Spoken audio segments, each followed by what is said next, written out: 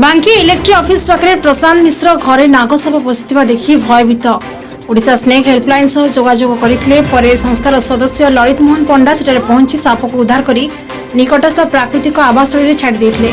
प्रसन्न मिश्र घर पछपटे चढ़ई पंजुरी भितर आज एक प्राय 3 फुटर नागसाप चढ़ई खाइबापी पंजुरी भितर पशि जाई दुटी गर्भवती चढ़ई को खाई सारिबा परे पंजुरी बाहर को आसी न पारि जोरे जोरे सु गर्जन शुणी घर मालिक ओडिशा स्नेक हेल्पलाइन सह जोगाजोग करिबारु सापटी उद्धार पाइथिला।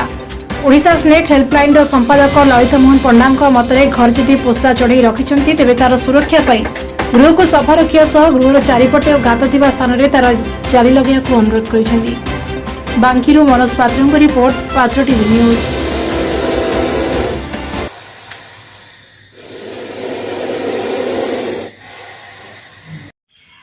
बांकीर बहु अंचल बर्तमान बन्या प्रभावित अंचल हो बहु स्थान जलमग्न होकर रही से साप गुड़िक जनबसति मुखा होती सबु जगह गोटे गोटे दिन में पाखापाखि 10 ରୁ 11टी साप रेस्क्यू करा पड़ुची।